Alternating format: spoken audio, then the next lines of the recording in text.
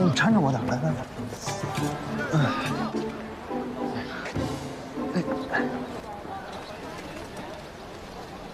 这没有要退房的吗？你这边请，跟我来。Hai semuanya, ketemu lagi dengan saya di Aris Channel. Saya harap kalian semua selalu dalam keadaan sehat walafiat ya.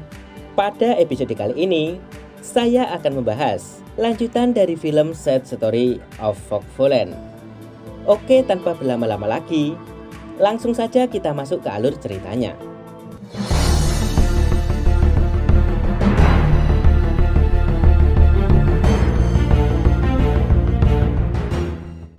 Pada episode sebelumnya, Hu-Fei dan Ziyi terus diawasi oleh orang tak dikenal.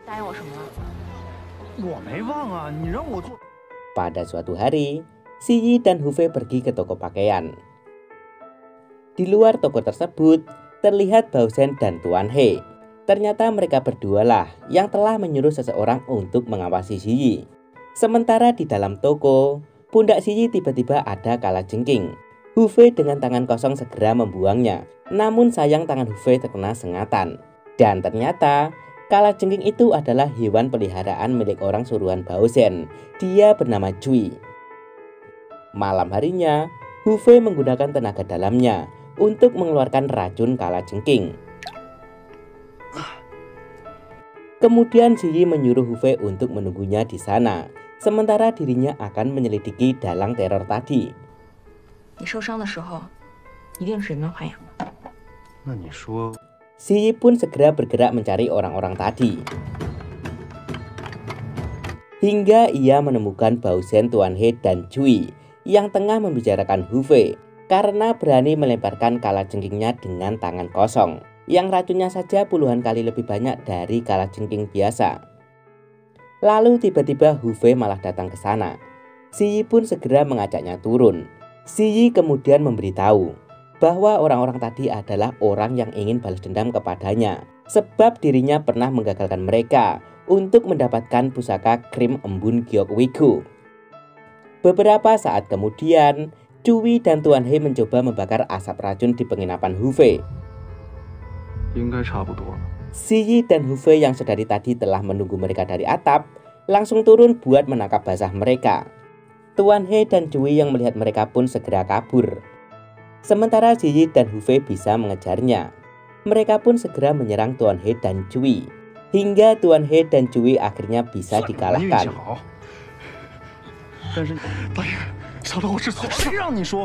Ziyi lalu menyuruh mereka bertarung satu sama lain. Barang siapa yang menang akan mereka biarkan hidup.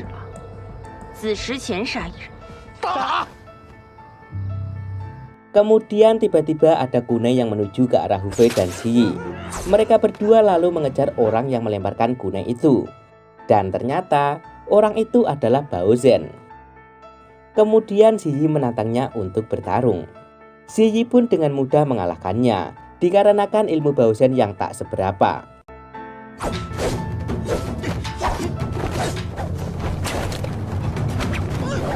Hu-Fei lalu memberinya kesempatan untuk pergi dan bertobat.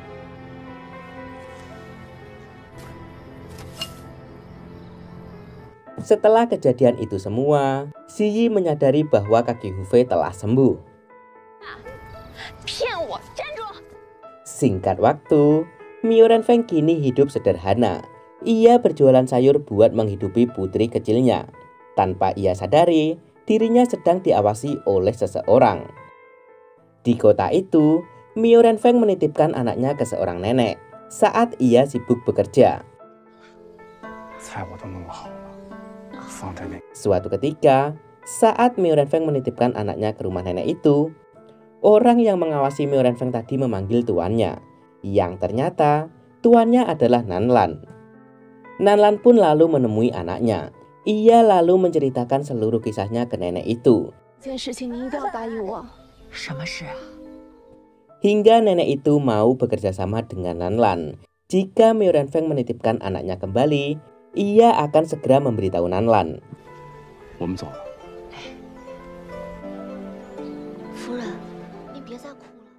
Sementara itu, Hu-Fei mengejar Ziyi yang sedang marah. karena Hu Fei telah berbohong kepadanya.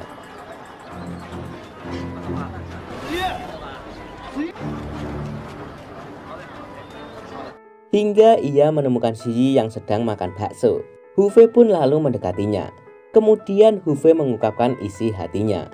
Ia mengaku terpaksa berbohong karena dia takut kehilangan Shi Yi yang selama ini selalu ada untuknya. Namun Shi Yi tak memperdulikan itu. Ia pun segera pergi meninggalkan Hu Fei. Di tempat lain, sebuah sekte yang bernama Sembilan Naga sedang mengadakan ritual untuk menerawang nasib ketua mereka yang bernama Yi yang akan menghadiri turnamen ketua. Paranormal itu menyuruh ketua berangkat dengan kapal esok hari. Namun sebelum kapal mereka berangkat, kapal-kapal lain tidak boleh ada yang berlayar agar tidak mengganggu keberuntungan mereka. Ketua Yi pun segera menyuruh pasukannya pergi ke dermaga untuk mencegah agar tidak ada kapal lain yang berlayar. Sementara itu Nanlan sedang menjenguk putrinya di rumah sang nenek. Namun belum lama mereka mengobrol, penjaga Nanlan memberitahu bahwa Miao Renfeng telah datang. Saat tiba di rumah nenek itu, Miao Renfeng melihat ada sebuah boneka. Hal itu membuatnya curiga dengan sang nenek.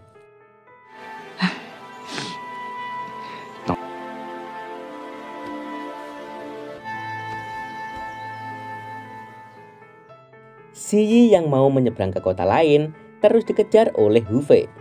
Lalu pemilik perahu memberitahu Shi Yi bahwa kapal mereka tidak boleh menyeberang untuk saat ini, sebab ketua Yi telah melarang kapal lain berlayar sebelum kapal ketua Yi berangkat.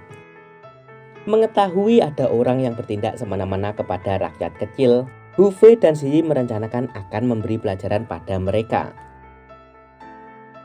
Sementara di dermaga, ketua Yi dan anak buahnya terlihat mau berangkat. Namun tiba-tiba Hu Fei dan Shi Yi datang mengacaukan acara ritual keberangkatan.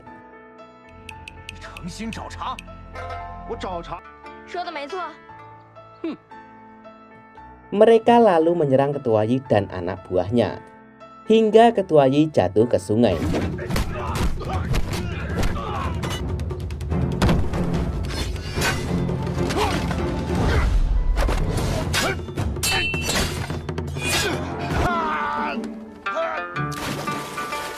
Setelah puas memberi pelajaran ke mereka, Hu Fei dan Shi Yi meninggalkan tempat itu.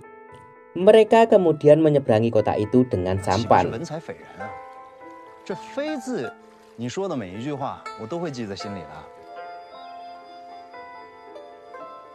Di tempat lain, Miao Renfeng menitipkan Roland ke nenek, karena hari ini ia akan pergi keluar kota. Setelah Miao Renfeng jalan, Nanlan pun segera datang dan bermain dengan Roland. Namun tiba-tiba Miao Renfeng muncul di depan pintu. Miao Renfeng memang sengaja menjebak mereka karena kecurigaannya dengan kejadian kemarin. Nanlan pun hanya bisa terdiam dan menangis saat Roland dibawa pergi oleh Miao Renfeng. Miao Renfeng sendiri terlihat meneteskan air mata. Walau bagaimanapun, ia pastilah sedih dengan keadaan ini. Singkat waktu, Guinong telah kembali dari ibu kota. Dia membawa hadiah yang sangat banyak buat sang istri. Saat ia masuk ke dalam rumah, terlihat istrinya terbaring lemah setelah kejadian kemarin.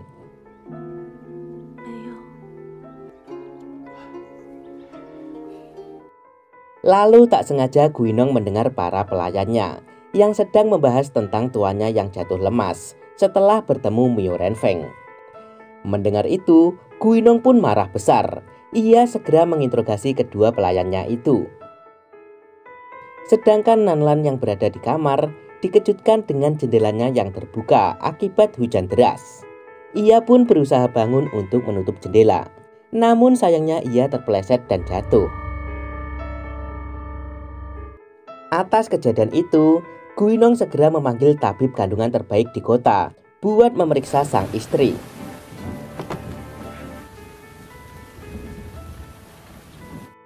Sementara itu, Hu Fei dan Shi Yi yang telah kehujanan berteduh di sebuah kuil. Melihat Ziyi kedinginan, Hu Fei segera mengambilkan kain, lalu membakar kayu bakar buat memberi kehangatan ke Ziyi. Hu Fei juga membuatkan sop agar Ziyi tidak sakit.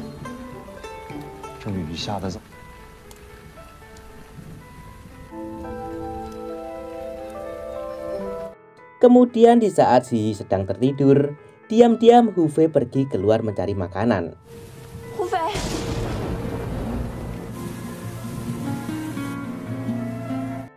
Setelah Hu Fei datang, Ziyi memberitahu Hu Fei agar dirinya mencari seorang guru. Sebab walaupun ia kuat, namun dasarannya Hu Fei masih lemah. Hal itu membuatnya gampang dikalahkan orang lain. 日后还是要寻访名师指点你。 Namun Hu Fei malah menanggapi hal itu dengan bercanda, membuat Ziyi sangat marah kepadanya. Ziyi pun tak mau berbicara lagi dengan Hu Fei. 我不和你说了。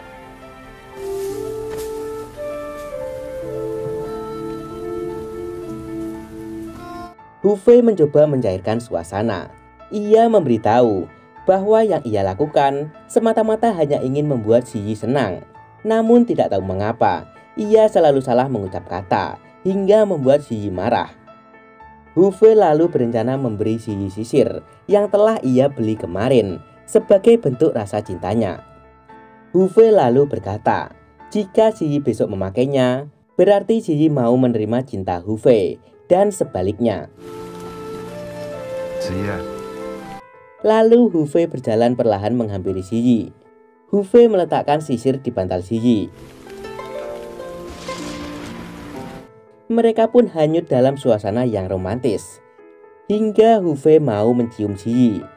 Namun sayang kesempatan emas itu hilang saat mereka mendengar ada orang yang mau datang ke kuil itu.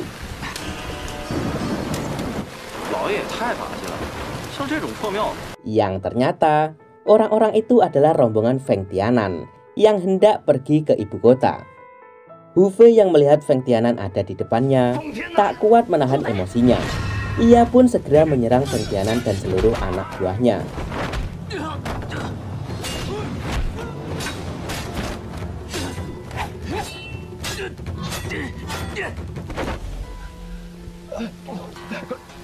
Namun di saat Hu Fei mau menghabisi Feng Tianan, Ziyi mencegahnya. Ziyi melarang Hu Fei untuk membunuhnya. Walau bagaimanapun, Feng Tianan tetaplah ayahnya. Walaupun Ziyi sebenarnya juga ingin membunuh Feng Tianan. Ziyi menyuruh Feng Tianan agar segera pergi, sementara dirinya akan menahan Hu Fei.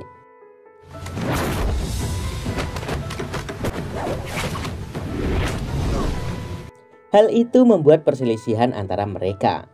Hingga pada akhirnya Ziyi pun pergi meninggalkan Hu Fei.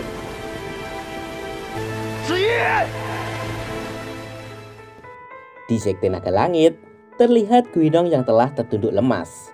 Ternyata anak Guinong yang ada di kandungan Nanlan tidak bisa diselamatkan. Ia pun terlihat sangat depresi dengan kejadian ini.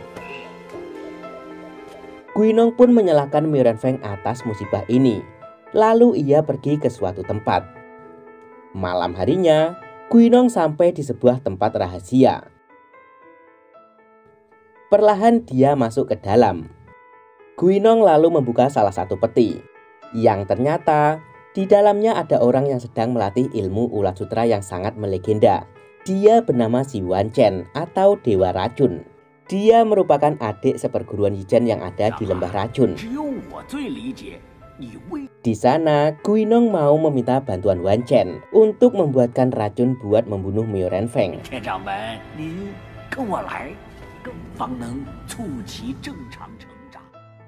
Di suatu tempat yang bernama Sekte Taiji, terlihat Chen Yu yang merupakan salah satu pengawal Fukangan mendeklarasikan dirinya yang akan menjadi ketua Sekte Taiji setelah ketua lama bernama Lu Keqian menyerahkan tongkat ketua kepadanya. Setelah itu, Chen Yu menemui Feng Tianan yang merupakan teman sekaligus partner kerjanya. Di sana Feng Tianan menceritakan nasibnya yang tengah dikejar-kejar oleh seseorang. Feng Tianan lalu meminta sedikit uang dari hasil bisnis mereka untuk melarikan diri ke ibu kota. Setelah mendapatkan uang, Feng Tianan pun berpamitan melanjutkan perjalanannya. Dia menitipkan si Guo ke Chen Yu yang tengah terluka akibat serangan Hu Fei di kuil beberapa hari yang lalu. Tidak lama setelah itu, Hu Fei datang ke sekte Taiji. Kedatangannya itu diketahui oleh Ziguo. Ziguo pun segera melapor ke Chen Yu. Kemudian Chen Yu merencanakan akan membalaskan dendam Feng Tianan. Hu Fei pun lalu disambut dengan baik. Ia kemudian dibawa masuk ke sebuah ruangan. Di sana dia dijebloskan ke dalam penjara rahasia. 盛凯，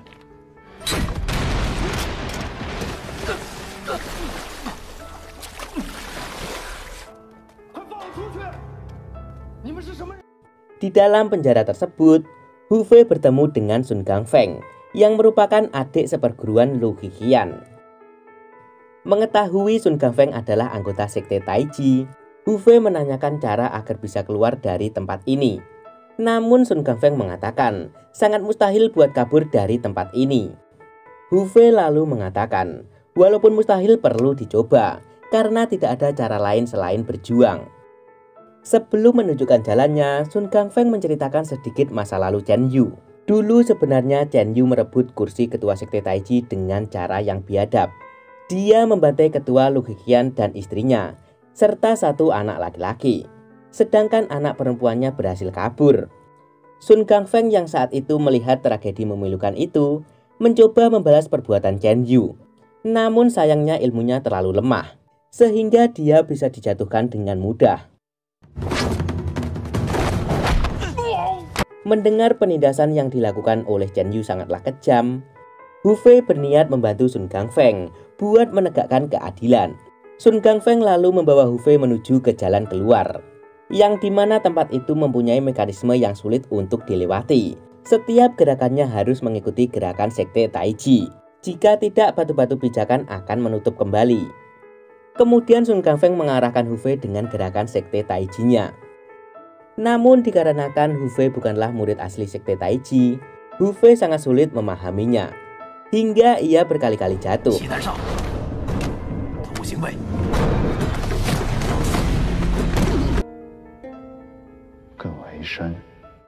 Dari kegagalan demi kegagalan itu, ia mencoba memahami mekanismenya, hingga Hu Fei pun akhirnya bisa keluar dari penjara itu.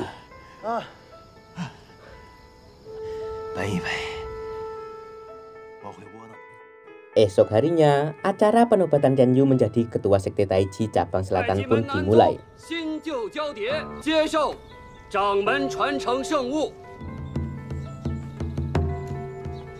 Lalu Chen Yu tiba-tiba dikejutkan dengan kehadiran Hu Fei dan Sun Gangfeng. Tanpa basa-basi, Hu Fei langsung menghajar pasukan Chen Yu. Setelah itu Sun Gangfeng membongkar kebusukan Chen Yu di hadapan murid-murid sekte Taiji. Ia mengatakan Chen Yu merebut kursi ketua sekte dengan cara yang biadab. Ia tega membunuh keluarga ketua Lu Hiqian hanya demi kursi ketua sekte Taiji. Namun Chen Yu mencoba mengelak. Ia menuduh Sun Gangfeng telah memfitnahnya hanya karena Sun Gangfeng gagal merebut kursi ketua. Chen Yu lalu menyerang Sun Gangfeng. Ia takut jika berlama-lama murid-murid lain bisa terpengaruh oleh Sun Gangfeng. Hu Fei kemudian membantu Sun Gangfeng melawan Chen Yu.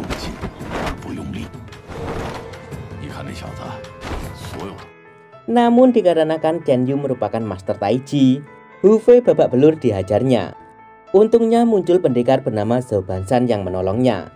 Ia merupakan ketua sekte Taiji cabang utara.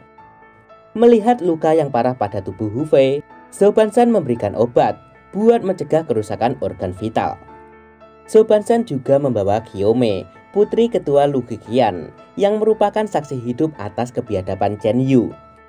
Di sana, Qiaomei mengatakan Chen Yu telah membantai keluarganya demi menjadi ketua sekte Taiji, dan juga untuk mempelajari mantra Yin Yang dan mantra cincin kekacauan, yang merupakan mantra rahasia di sekte Taiji.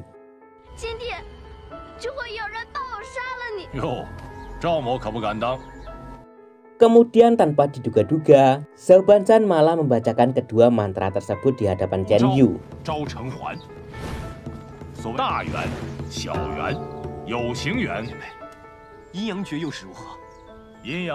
Zhou Banshan ternyata tidak bermaksud membacakan jurus itu ke Chen Yu, melainkan ia ingin mengajari Hu Fei.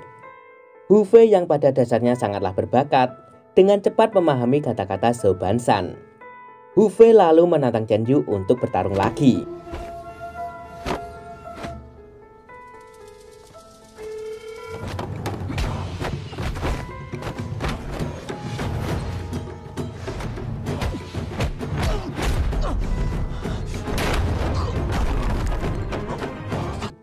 Kali ini Hu Fei benar-benar mengajar Chen Yu sampai tak berdaya. Chen Yu kemudian menyuruh anak buahnya untuk menghajar Hu Fei. Namun mereka semua tidak mau menuruti kata-kata Chen Yu karena di sana ada ketua sekte Taiji cabang utara.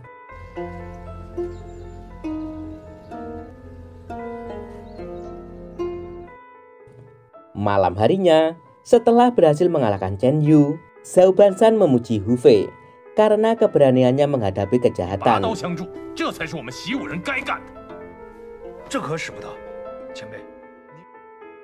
Mereka berdua lalu melakukan sumpah persaudaraan di tempat Hu Fei tadi siang bertarung dengan Chen Yu.